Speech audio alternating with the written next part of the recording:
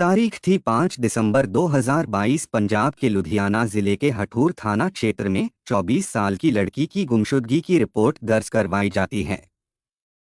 Report दर्ज होने के बाद मामले की जांच के लिए केस क्राइम ब्रांच को सौंप दिया जाता है। जांच चलती रहती है, लेकिन पुलिस के हाथ खाली ही रहते हैं। मगर 10 दिन बाद एक ऐसी सच्चाई से पर्दा उठता है जिसे सुनकर हर किसी के होश उड़ जाते हैं। इस लड़की को प्यार हुआ था, मगर प्यार ने उसे धोखा मिला, और इस धोखे की इतनी बड़ी कीमत उसे चुकानी पड़ी कि किसी ने कल्पना भी नहीं की थी। पूरी कहानी सुनकर आप भी चौंक जाएंगे, और शायद आप भी प्यार करने से पहले 10 बार सोचेंगे। इस घटना को अंजाम देने की पीछे की वजह बहुत ही अजीब थी। तो आखिर क्या है इस घटना की पूरी कहानी? लड़की के साथ क्या कुछ हुआ था और घटना के पीछे की वजह क्या थी? चलिए जानते हैं सब कुछ डिटेल्स से इस वीडियो में। नमस्कार मेरे प्यारे भाइयों और बहनों, मैं विवेक कुमार। क्राइम की कहानी के नए एपिसोड में आप सभी लोगों का हार्दिक स्वागत है।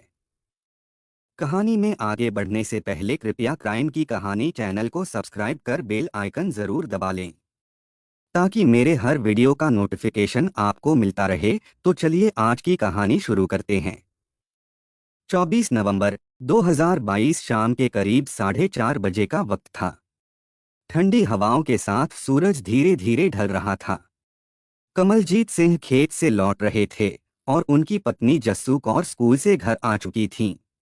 लेकिन जैसे ही दोनों घर के अंदर पहुंचे, एक अजीब सा सन्नाटा पसरा हुआ था।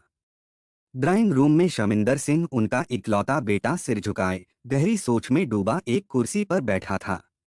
उसके चेहरे पर चिंता की लकीरें साफ दिखाई दे रही थीं। अचानक किसी के चलने की आहट ने उसकी तंद्रा तोड़ी। उसने सिर उठाया तो सामने माँ बाप खड़े थे। बात क्या है बेटा? तुम कुछ परेशान लग रहे हो। सब ठीक तो है ना? कमलजीत सिंह की चिंतित आवाज कमरे में गूंज उठी। शमिंदर ने एक झटके में उन्हें देखा। उसके होंठ सूख चुके थे और उसकी आवाज कांप रही थी। पापा, आप आप कब आए? मुझे तो आपके आने का पता ही नहीं चला। उसके टूटे फूटे शब्दों में एक अजीब सी घबराहट झलक रही थी। कमलजीत सिंह ने गहरी सांस लेते हुए कहा, पहले मैं घर में दाखिल हुआ, फिर तुम्हारी माँ। दरवाजा खुला पड़ा था। उन्होंने थोड़ी देर रुककर शमिंदर की ओर देखा, लेकिन उसके चेहरे पर अब भी वही अजीब सी उलझन थी। तुम्हारी माँ ने तुम्हें और जसपिंदर को आवाज भी लगाई थी, लेकिन ना तुमने कोई जवाब दिया, ना ही जसपिंदर ने। कमलजीत की आवाज में अब हल्की चिंता घुलने लगी थी।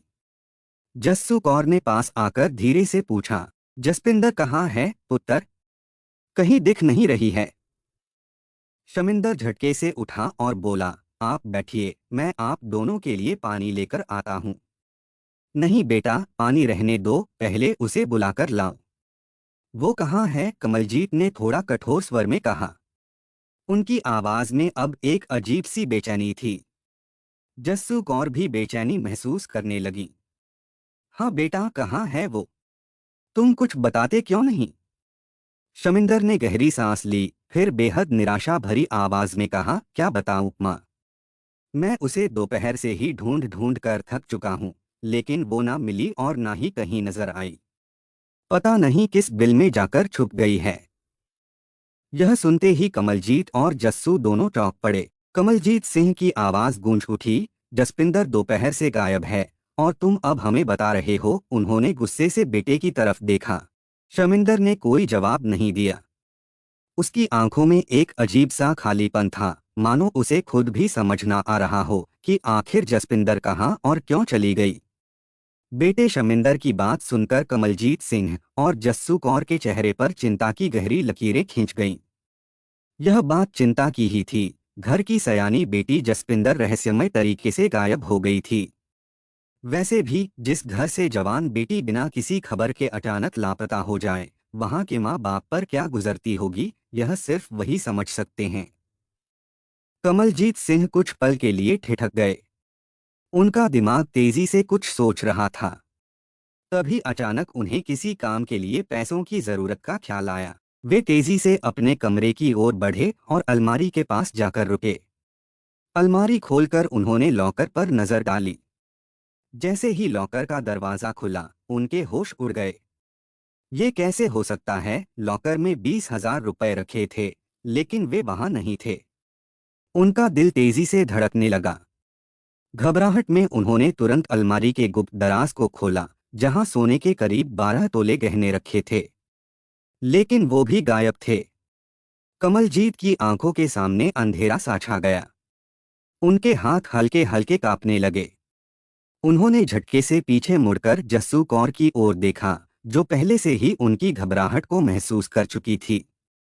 क्या हुआ जी? जस्सू कौर ने डरते हुए पूछा। कमलजीत की आवाज थरथराई। पैसे, गहने, सब गायब हैं। जस्सू कौर के पैरों तले जमीन खिसक गई। अब ये केवल जसपिंदर के गायब होने का मामला नहीं था, बल्कि कुछ और भी बड़ा, कुछ और भी डरावना था। यह देख कमलजीत सिंह माथे पर हाथ रखकर बिस्तर पर गिर पड़े। उनके चेहरे पर चिंता और शर्मिंदगी की लकीरें गहरी होती चली गईं। उन्हें समझते देर नहीं लगी कि उनकी बेटी ने समाज में उनकी नाक कटा दी, रुपए और गहने लेकर फरार हो गई। जिस अनहोनी का डर था, वही उनके सामने आ खड़ी हुई थी। अब समाज में क्या मुंह दिखाएंगे? यह सोच सोचकर उनकी धड़कन तेज हो गई। घर में मातम सा माहौल था। माँ बेटे भी उतने ही दुखी थे। आंखों में आंसू थे, पर दिल में गुस्से और बेबसी की आग जल रही थी। लेकिन तभी उनकी पत्नी ने गहरी सांस लेते हुए कहा, यह समय दुख में डूबने का नहीं, बल्कि सही कदम उठाने का है। हमें तुरंत पुलिस में शिकायत दर्ज करानी होगी, ताकि बेटी का जल्द से जल्द पता लगाया जा सके। यह सुनकर शमिंदर सिंह ने अपनी मां की ओर देखा और दृढ़ स्वर में कहा, आप सब नाहक परेशान मत होइए, मैं अभी थाने जाकर शिकायत दर्ज कराता हूँ।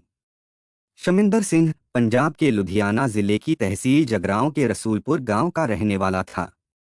यह इलाका हठूर थाने के अंतर्गत आता था। बिना समय गवाए उसने अपने पिता को बाइक पर बिठाया और तेजी से हठूर थाने की ओर निकल पड़ा।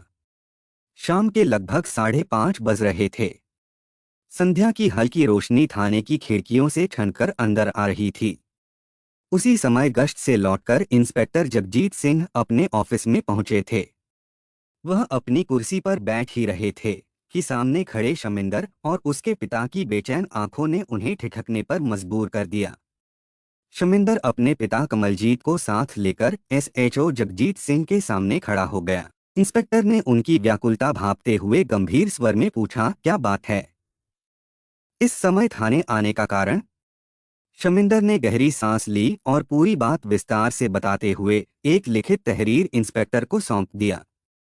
इंस्पेक्टर जगजीत सिंह ने तहरीर पर एक नज़र डाली और सहज लहजे में बोले, देखो, जसपिंदर बालिग है। 2-4 दिन में जब उसके पैसे खत्म हो जाएंगे तो खुद ही वापस लौट आएगी। बेकार में इतना परेशान मत हो। आवश्यक कार्रवाई की जाएगी। शमिंदर और कमलजीत इंस्पेक्टर की बातों से आश्वस्त होने की कोशिश करते हुए भारी कदमों से घर लौट आए। लेकिन दिन बीतते गए और जसपिंदर का कोई पता नहीं चला। पूरे 10 दिन गुजर गए, ना वह घर लौटी ना ही पुलिस ने कोई ठोस कार्रवाई किया। हठूर पुलिस की बेरुखी और लापरवाही अब साफ नजर आ रही थी। शिकायत दर्ज करने के बावजूद तहरीर ठंडे बस्ते में डाल दी गई थी। इधर शमिंदर और कमलजीत खुद अपनी ओर से जसपिंदर को ढूंढने की हर संभव कोशिश कर चुके थे। गांव, शहर, रिश्तेदार, जहां जहां संभावना थी वे वहां तक गए, लेकिन जसपिंदर का कोई सुराग नहीं मिला। थक हार कर अब उन्होंने उसे उसके नसीब पर छोड़ दिया था।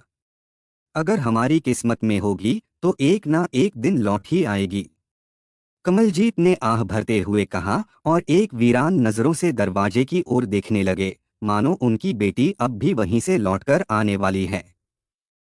बात 4 दिसंबर 2022 की थी।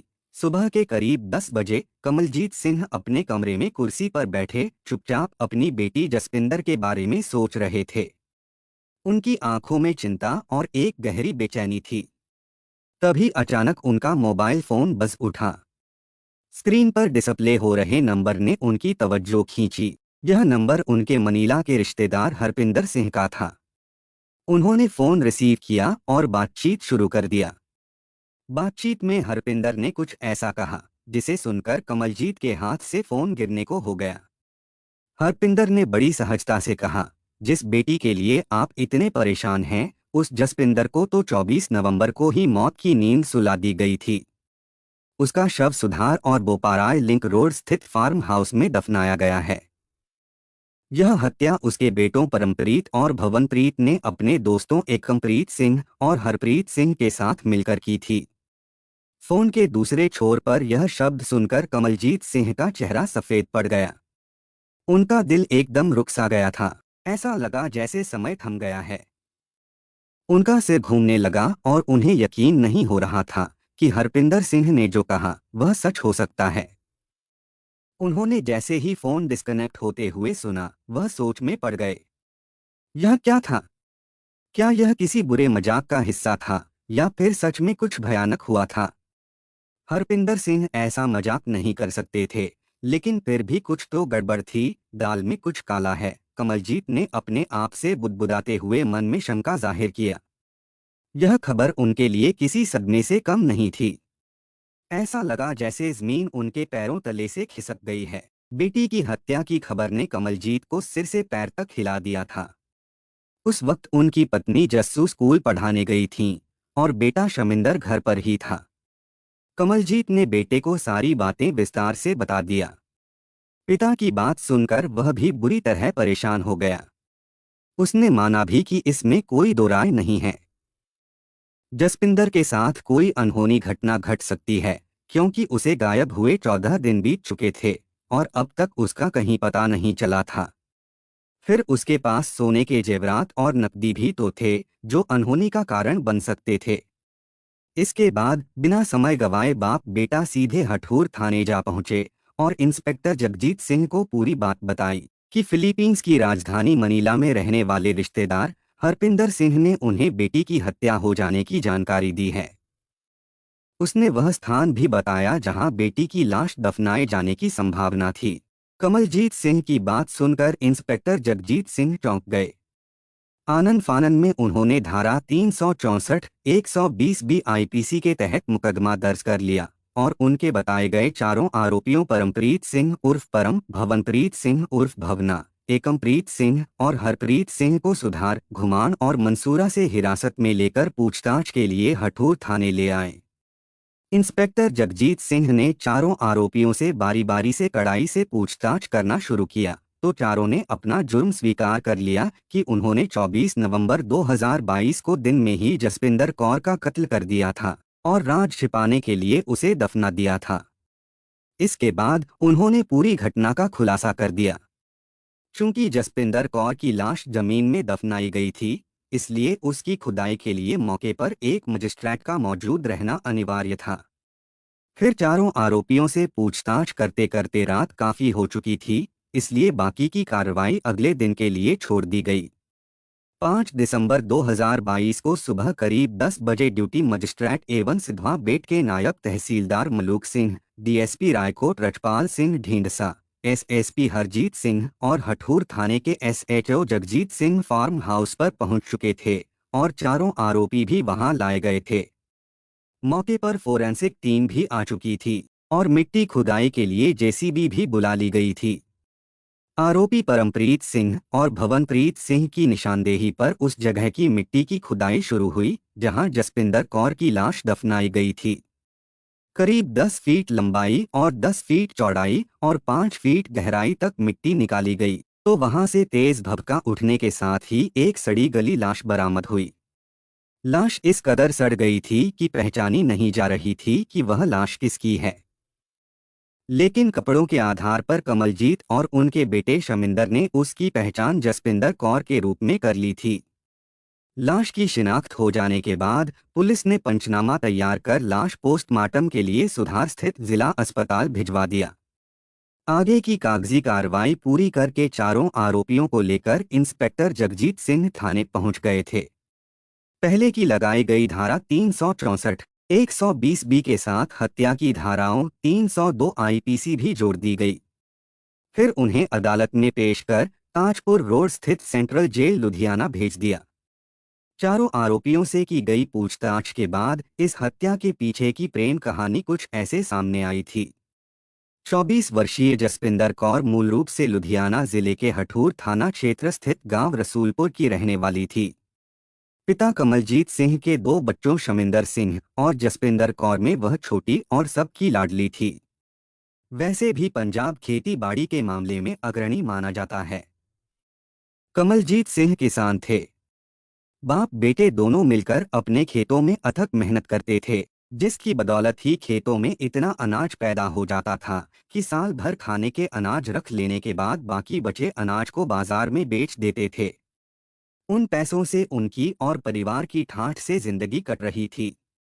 बच्चों के पसंद की हर चीज घर में उपलब्ध थी। अपनी समझ से कमलजीत सिंह किसी चीज की कमी नहीं रखते थे। बच्चों की एक फरमाइश पर उनके मनपसंद की हर चीज मिल जाती थी। उनके मनपसंद खाने पीने से लेकर पहनने ओढ़ने तक सब उपलब्ध रहता था, वह भी उनकी एक फरमाइश पर। कमलजीत सिंह बेहद सीधे और सच्चे इंसान थे। जैसे वह खुद थे, बच्चों से भी वैसी ही उम्मीद करते थे कि वह भी उसी तरह बने। लेकिन बिगड़े परिपाटी और टेलीविजन सभ्यता में यह संभव नहीं था। शमिंदर और जसपिंदर भी इसी आधुनिक युग में जन्मे और पले बढ़े थे, तो संस्कार भी टेलीविजन वाले ही ग्रहण किए। दोनों बच्चे कमलजीत सिंह के विश्वास पर खरे नहीं उतरे, इसका मलाल उन्हें था। जसपिंदर कौर की सुंदरता एक ऐसी रहस्यमयी छवि थी जो हर किसी को मंत्रमुग्ध कर देती थी। वह दुबली पतली तो थी, लेकिन उसके चेहरे पर एक गहरी आकर्षण की शक्ति थी। तीखे नाक नक्श और काले घने और लंबे बाल जो उसकी कमर तक लहराते थे, जैसे कोई जादू बिखेर रहा है। उसका चेहरा गोल मटोल था, जिस पर एक निखरी हुई गोरी रंगत थी। उसके होठ गुलाब की पंखुड़ियों की तरह लाल और कोमल थे, और उसकी आंखें झील सी गहरी काली थीं, जिनमें डूब जाने का खौफ था। जब वह अपनी मटकती चाल से चलती थी, तो लोग दीवाने होकर बस आहें भरते रह जाते थे। उसकी यह मोहक अदाएं उसकी सुंदरता को और भी मंत्रमुग्ध कर देती थीं। उन दीवानों में एक नाम परमप्रीत सिंह उर्फ परम का भी लिखा था, जो जसपिंदर कौर के दिल पर अपना नाम लिखने के लिए बेताब था। परम के प्रेम को जसपिंदर ने अपने दिल के कोरे पन्ने पर लिख लिया था। खैर, उनकी उम्र के साथ साथ उनका प्यार भी जवां होता जा रहा था। इसी जिले के सुधार थाना क्षेत्र स्थित वासी के मूल निवासी परमप्रीत उर्फ परम का दूसरा भाई भवनप्रीत उर्फ भवना और एक बहन परमिंदर थी। भाई बहन में परम बीच का था। सबसे बड़ा भवनप्रीत था और सबसे छोटी परमिंदर। परमिंदर अपनी ससुराल में थी। परमप्रीत के पिता हरपिंदर सिंह एक एनआरआई थे। वह फिलीपींस की राजधानी मनीला में पत्नी के साथ रहते थे। दोनों बेटों को उन्होंने यहीं पढ़ने और खेती बाड़ी की देखरेख करने के लिए छोड़ दिया था। परमप्रीत और भवनप्रीत में बड़ा भवना की हरपिंदर सिंह ने गृहस्थी बसा दी थी। सिर्फ उनकी जिम्मेदारी में परमप्रीत ही रह गया था। उसकी भी शादी के लिए उन्होंने अपने नाते रिश्तेदारों के बीच में बात छेड़ दी थी कि कोई अच्छी खानदानी लड़की हो तो बताना। उसके साथ मझले बेटे परमप्रीत की शादी कर देंगे। उन्होंने नाते रिश्तेदारों के बीच बात छेड़ तो दी थी, लेकिन कोई बात नहीं बनी। इधर परमप्रीत की मोहब्बत उसी के पिता के रिश्तेदार कमलजीत सिंह की सुंदर बेटी जसपिंदर कौर के साथ जवां हो रही थी। परम और जसपिंदर एक दूसरे से प्रेम करते थे। इसकी जानकारी जसपिंदर के घर वालों को थी। उन्होंने बेटी पर परम से दूरी बनाए रखने के लिए उस पर कड़े पहरे लगाए, लेकिन वह उनकी हर बंदिशों को तोड़कर अपने प्यार परम से मिलती ही थी। बात घटना से करीब महीना भर पहले की है। परमप्रीत से दूरी बनाए रखने के लिए जसपिंदर के माँ बाप ने बेटी के हाथ पीले करने का फैसला कर लिया था और उसके लिए अच्छे वर की तलाश में जुट भी गए थे। उससे पहले उन्होंने बेटी को शादी के उपहार में देने के लिए धीरे धीरे सोने के गहने खरीदकर घर में रखने शुरू कर दिए थे। उन्हें क्या पता थी कि एक दिन उनकी ही बेटी उनके मुंह पर कालिख पोतकर अपने यार के साथ घर से फरार हो जाएगी। बहरहाल इधर जब से जसपिंदर ने अपनी शादी की बात सुनी थी, वह बुरी तरह परेशान हो गई थी। वह परम के अलावा किसी और युवक से शादी नहीं करना चाहती थी। परमप्रीत ही उसका भूत, भविष्य और वर्तमान था। आखिरकार एक दिन उसने परम से पूछ ही लिया, परम, हम कब तक अपनी मोहब्बत को छुपाते रहेंगे? क्या तुम हमारी शादी के बारे में कुछ सोचते नहीं हो? क्या तुम यही चाहते हो कि मेरे माँ बाप किसी और से मेरी शादी कर दें? नहीं, ऐसा नहीं हो सकता, परमप्रीत ने तड़पते हुए कहा। तुम सिर्फ मेरी हो, मेरी ही रहोगी। अगर कोई और तुम्हारे पास आया या तुमने किसी और के बारे में सोचा, तो मैं उसे और तुम्हें भी कभी माफ नहीं करूंगा। तुम कुछ नहीं कर सकते हो, जसपिंदर ने गुस्से में कहा। तुम बस डींगे हाँकते रहोगे और उधर मेरे माँ बाप किसी और के साथ मेरी डोली विदा कर देंगे। नहीं, परम फिर से कसमसाया, तुम ये कैसे सोच सकती हो? क्या मैं तुम्हारे बिना जी सकता हूँ? नहीं, तुम्हारी डोली सिर्फ मेरे आंगन में आएगी, तुम्हारी मांग में सिर्फ मेरे नाम का सिंदूर होगा। अगर तुम किसी और के बारे में सोचोगी तो जान से मार दूंगा तुम्हें भी और उसे भी जो तुम्हारे पास आएगा। अगर तुम मुझसे इतना प्यार करते हो, तो फिर तुम मुझसे शादी क्यों नहीं कर लेते? जसपिंदर की आवाज में दर्द था। तुम्हारे बिना मैं नहीं जी सकती, तुम्हारी यादों में रात भर करवटें बदलती हूँ। जैसे तुमने 6 साल सब्र किया, क्या 6 दिन नहीं कर सकती? जसपिंदर ने कहा, 6 दिन कहते हो, मेरा बस चले तो मैं तुम्हें पल भर के लिए भी दूर ना करूं। परम ने पूछा, तो तुम अपनी जिद पर अड़ी रहोगी? जसपिंदर ने दृढ़ता से कहा, हाँ, मैं तुम्हारे बिना एक पल भी नहीं रह सकती। परम ने कहा, ठीक है, तो तैयार रहना। 1-2 दिन में तुम्हें बताऊंगा, वैसा ही करना। जसपिंदर ने मुस्कुराते हुए कहा, ठीक है, मैं तुम्हारे फोन का इंतजार करूंगी। बाएं, परम ने कहा, और दोनों के बीच एक खामोश प्यार का इजहार था। दोनों के बीच यह बात मोबाइल पर हुई थी। परमप्रीत के वादे से जसपिंदर का चेहरा खुशियों से खिल उठा था कि अब बरसों का प्यार एक होने जा रहा है। मेरे सपनों का राजकुमार मुझे मिलने जा रहा है। घटना से एक दिन पहले यानी 23 नवंबर 2022 की रात करीब 10 बजे परमप्रीत ने प्रेमिका जसपिंदर को उसके मोबाइल पर कॉल किया कि कल वह तैयार रहेगी। दोनों घर से भागकर शादी करेंगे। इस पर वह तैयार हो गई और अपनी रजामंदी की मुहर लगा दिया। जसपिंदर कौर परमप्रीत सिंह के प्रेम में इस कदर पागल और अंधी हो चुकी थी कि उसे परम के अलावा ना तो कुछ दिखता था और ना ही सूझता था। वह यह भी भूल गई थी कि उसके इस उठाए जाने वाले कदम से समाज में उसके परिवार की कितनी बदनामी होगी। क्या माँ बाप समाज में कहीं मुंह दिखाने लायक रहेंगे? इसकी उसे कोई परवाह नहीं थी। परवाह थी तो बस अपने प्यार परम की, जो उसे हर घड़ी उसके चारों ओर नजर आ रहा था।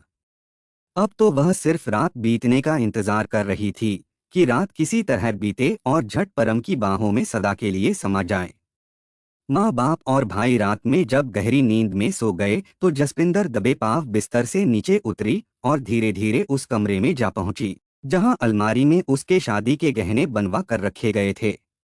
इसी अलमारी में किसी जरूरी काम के लिए उसके पिता ने 20,000 रुपए भी रखे थे। आहिस्ता से अलमारी खोलकर उसने 12 तोले सोने के जेवर, जिसकी कीमत 6 लाख के आसपास रही होगी, और 20,000 रुपए निकालकर अपने लेदर वाले बैग में रख लिए। उसने यह काम इतनी सफाई और चतुराई से किया था कि जरा भी शोर नहीं हुआ था। उसके बाद दीवार की खूंटी पर बैग टांग दिया और सो गई। अगली सुबह यानी 24 नवंबर 2022 की सुबह नींद से उठते ही जसपिंदर का गुलाबी चेहरा खिला खिला सा था। लग ही नहीं रहा था कि वह रात में सोई रही हो, ऐसा लगता था जैसे अभी अभी नहा धोकर वॉशरूम से निकली हो। माँ भी बेटी को देखकर हैरान थीं कि आज से पहले ये इतनी खिली खिली कभी नहीं दिखी थी, बात क्या है। फिर माँ ने सोचा कि यह मेरा वहम हो सकता है, बेटी तो हमेशा ऐसे ही रहती है। फिर वह अपने रोजाना के कामों में जुट गईं क्योंकि उन्हें स्कूल पढ़ाने भी जाना होता था। वह एक प्राइवेट स्कूल में पढ़ाती थीं। सुबह के 10 बजते बजते घर खाली हो गया था। माँ जस्सी स्कूल पढ़ाने जा चुकी थीं, पिता रोज की तरह खेत घूमने निकल गए थे। बचा था शमिंदर, तो वह भी किसी जरूरी काम से घर से बाहर चला गया था। लेकिन घर वालों को ये तनिक भी पता नहीं था कि जसपिंदर के मन में क्या चल रहा था। उन्हें जरा भी भनक होती तो जसपिंदर इतना बड़ा और शर्मनाक कदम हरगिज नहीं उठा सकती थी और शायद जिंदा भी रहती। उसे भी यह पता नहीं था कि परम के रूप में साक्षात यमराज उसके प्राण हरने के लिए बेताब है। खैर, होनी को कौन टाल सकता है। जो होना है सो होकर रहता है, चाहे लाख जतन क्यों ना कर ले कोई।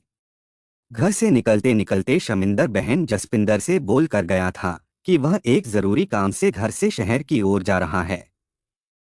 उसे घर लौटते हुए दोपहर के 2 या 3 बज सकते हैं। तब तक मम्मी भी स्कूल से घर आ जाएंगी। तू इधर उधर कहीं मत जाना।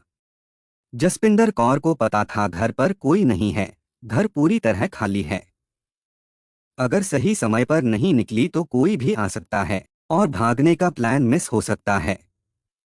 इसलिए उसने 11 बजे के करीब परमप्रीत को फोन किया कि तुम कहाँ हो, मैं आ रही हूँ। उसने यह नहीं बताया कि उसके पास 12 तोले सोने के गहने और 20,000 रुपए कैश भी है। वह तो इन जेवरातों और रुपए से अपने जीवन के सुख प्रेमी के साथ खरीदने निकली थी। बहरहाल कॉल रिसीव करते हुए परम ने जसपिंदर को सुधार के जगराम स्थित अखाड़ा पुल के पास पहुंचने को कहा। जसपिंदर उसके बताए स्थान पर 2 बजे के करीब पहुंची तो परम पोलो कार लिए उसके वहां पहुंचने का बेसब्री से इंतजार कर रहा था। जसपिंदर के पहुंचते ही परम ने कार का आगे का दरवाजा खोल दिया और वह उसमें बैठ गई थी। कार में जसपिंदर के बैठते ही परम ने कार रायकोट की ओर मोड़ लिया। परम को देखकर वह बहुत खुश थी। पीछे मुड़कर उसने देखा तो कार की पिछली सीट पर परम का जिगरी दोस्त एकमप्रीत सिंह बैठा था। वह परमप्रीत का हमराज था। जसपिंदर से प्यार वाली बात उसने बहुत पहले ही शेयर कर दी थी। सफर के दौरान कुछ देर तक दोनों के बीच प्यार वाली बातें होती रहीं। इस बीच उसने यह बता दिया कि वह घर से जेवरात और नकदी साथ लेकर हमेशा हमेशा के लिए घर छोड़कर उसके साथ आ गई है, अब लौटकर दोबारा घर नहीं जाएगी। यह सुनकर परमप्रीत को सांप सूंघ गया कि वह क्या कह रही है। रास्ते भर जसपिंदर परमप्रीत पर शादी के लिए दबाव बनाती रही। परमप्रीत की नीयत बदल गई थी। वह तो उससे दिखावे का प्यार करता था। उसका असल मकसद तो जसपिंदर का दैहिक सुख पाना था, जो वह कब से लगातार पा रहा था। परम ने परमप्रीत से शादी करने से साफ तौर पर मना कर दिया। प्रेमी परमप्रीत की बात सुनकर जसपिंदर का माथा घूम गया कि वह अब क्या मुंह लेकर वापस घर जाएगी। इस बात को लेकर दोनों के बीच कार के भीतर ही खूब झगड़ा हुआ। परम ने भी अपना आपा खो दिया था। उसने चलती कार एक साइड और सुनसान जगह देखकर रोक दिया। इसके बाद गुस्से से पागल परम और एकमप्रीत ने उसकी चुनरी से उसका गला घोंटकर उसे मौत के घाट उतार दिया और उसके जेवरात और 20,000 रुपए ले लिए थे। परम ने सोची समझी योजना के तहत जसपिंदर से पीछा छुड़ा लिया था। कार को परम घंटों इधर उधर घुमाता रहा ताकि अंधेरा हो जाए और उसकी लाश को ठिकाने लगा दिया जाए। संध्या होते ही परम कार को लेकर अबोहर ब्रांच के नारंगवाल बिजली ग्रिड के पास सुनसान जगह पहुंचा। दोनों ने शव को नहर में यह सोचकर डाल दिया था कि बहते पानी के साथ उसकी लाश कहीं दूर तक बह जाएगी और इसी के साथ राज राज ही रह जाएगा। नहर में शव फेंकने के बाद दोनों वापस अपने अपने घर लौट आए और नॉर्मल तरीके से रहते हुए रात का खाना खाकर सो गए। परम ने भले ही शव को नहर में फेंककर उसे ठिकाना लगा दिया, लेकिन अगली सुबह वह एकमप्रीत के साथ यह देखने के लिए नहर पहुंचा कि लाश की पोजीशन क्या है। उसने देखा लाश जहां फेंकी थी वहीं पड़ी है। यह देखकर दोनों घबरा गए और उन्हें पकड़े जाने का डर सताने लगा। आनन फानन में दोनों ने नहर से उसकी लाश निकाली और कार में रखकर फार्म हाउस सुधार पहुंचे। परमप्रीत और एकमप्रीत इतना डर गए थे कि उन्हें समझ में नहीं आ रहा था कि अब वे क्या करें, किससे मदद मांगे। अब तो पुलिस उन्हें पकड़ ही लेगी। जब कुछ नहीं सूझा तो परमप्रीत ने अपने बड़े भाई भवनप्रीत सिंह उर्फ भवना को अपने फार्म हाउस पर बुलाया। भवनप्रीत अपने दोस्त हरप्रीत सिंह, जो मैसूरा का रहने वाला था, को साथ लेकर उसकी कार में सवार होकर अपने फार्म हाउस पहुंचा। परम ने बड़े भाई भवनप्रीत से कुछ भी नहीं छिपाया और पूरी बात सच सच बता दी थी कि कब क्या और कैसे हुआ था। भाई की बात सुनकर भवनप्रीत और उसका दोस्त हरप्रीत सिर पकड़कर बैठ गए कि इश्क के चक्कर में कितना बड़ा गुनाह कर बैठा है। यह वक्त पछताने का नहीं था। परम आखिर उसका भाई था। कानून के फंदे से उसे अपने भाई को बचाना था। फिर चारों ने मिलकर लाश को पराली से जला देने की योजना बनाई और उन्होंने योजना को प्रभाव में लाया भी, लेकिन पराली से लाश नहीं जली। तब उन्होंने उसे दफनाने की योजना बनाई। फिर चारों ने मिलकर एक जेसीबी वाले को यह कहकर अपने फार्म हाउस बुलाया था कि उसका घोड़ा मर गया है, उसे दफनाना है, चलकर वह गड्ढा खोदकर चला जाए। जेसीबी वाले ने फार्म हाउस पहुंचकर अपना काम किया और वहां से अपनी मजदूरी लेकर चला गया। फिर चारों ने मिलकर जसविंदर की अधजली लाश जमीन में दफनाकर उस पर भारी मात्रा में नमक छिड़ककर उसे ढक दिया और उस पर शीशम और सागौन के पेड़ लगा दिए ताकि किसी को कुछ पता न चले। लेकिन परम के पिता हरपिंदर सिंह ने एक पिता के तौर पर जो साहसिक कदम उठाया, उसने न सिर्फ अपने बेटे की गलतियों को उजागर किया, बल्कि एक सच्चे भारतीय नागरिक के रूप में अपने कर्तव्यों को भी निभाया। उन्होंने बिना किसी डर या दबाव के अपने बेटों की करतूतों का खुलासा किया और उन्हें कानून के सामने लाकर सजा दिलवाने का रास्ता दिखाया। उसी कड़ी संघर्ष और सत्य के परिणाम स्वरूप जसपिंदर कौर हत्याकांड के चारों आरोपी परमप्रीत सिंह, भवनप्रीत सिंह, एकमप्रीत सिंह और हरप्रीत सिंह अपने किए की सजा भुगत रहे हैं। पुलिस ने उनकी गिरफ्तारी के बाद उनके पास से महत्वपूर्ण साक्ष्य भी बरामद किए, जिसमें कीमती जेवरात और नकदी शामिल थे। यह घटना न केवल एक परिवार के भीतर के रहस्यों को उजागर करती है, बल्कि यह भी दिखाती है कि कभी कभी सच्चाई की कीमत बहुत बड़ी होती है, लेकिन सही रास्ते पर चलने से ही इंसाफ मिलता है। आज की कहानी बस यही तक। अब बारी कमेंट पढ़ने की है। ममता सिंह मैम ने कमेंट किया है, परम मित्र कान्हा और सुदामा थे, कलयुग में दोस्त मित्र फ्रेंड बन गए, इसलिए घोर कलयुग में दोस्त ही दोस्त के कातिल बन रहे हैं। मैम आपके सपोर्ट और प्यार के लिए दिल से धन्यवाद। मीरा राय मैम ने कमेंट किया है, जो इंसान अपना हो ना सका तो उसकी जान लेकर अपना हो पाएगा क्या। मैम आपके सपोर्ट और प्यार के लिए दिल से धन्यवाद। सिमरन कौर मैम ने कमेंट किया है, अगेन एक और स्टोरी में मेरा नाम। मैम आपके सपोर्ट और प्यार के लिए दिल से धन्यवाद। श्रेया वसानी जी ने कमेंट किया है, good afternoon sir. Good afternoon Shreya ji, आपके सपोर्ट और प्यार के लिए दिल से धन्यवाद। माला कुमारी राय जी ने कमेंट किया है, मैम आपके सपोर्ट और प्यार के लिए दिल से धन्यवाद। रीता छेत्री जी ने कमेंट किया है, मैम आपके सपोर्ट और प्यार के लिए दिल से धन्यवाद। ओलिवर मटाडो जी ने कमेंट किया है, सर आपके सपोर्ट और प्यार के लिए दिल से धन्यवाद। डेविड लालमिंग माविया सर ने कमेंट किया है, सर आपके सपोर्ट और प्यार के लिए दिल से धन्यवाद।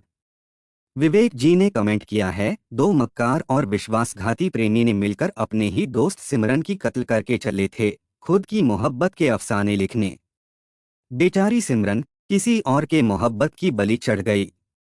सर आपके सपोर्ट और प्यार के लिए दिल से धन्यवाद।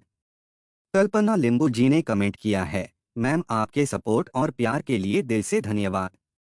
संजना मुखर्जी मैम ने कमेंट किया है, बेस्ट फ्रेंड्स एंड स्टिल इतनी जलसी, रमेश तो बच गया थैंक्स गॉड, दूसरे को मौत के घाट उतार कर खुद चैन से रहेंगे, वेरी सैड। मैम आपके सपोर्ट और प्यार के लिए दिल से धन्यवाद। सुषमा शाह जी ने कमेंट किया है, तीनों ने अपने पिता का सिर ऊंचा कर दिए। मैम आपके सपोर्ट और प्यार के लिए दिल से धन्यवाद। सरिता राय जी ने कमेंट किया है, मैम आपके सपोर्ट और प्यार के लिए दिल से धन्यवाद। रूही खान जी ने कमेंट किया है, मैम आपके सपोर्ट और प्यार के लिए दिल से धन्यवाद।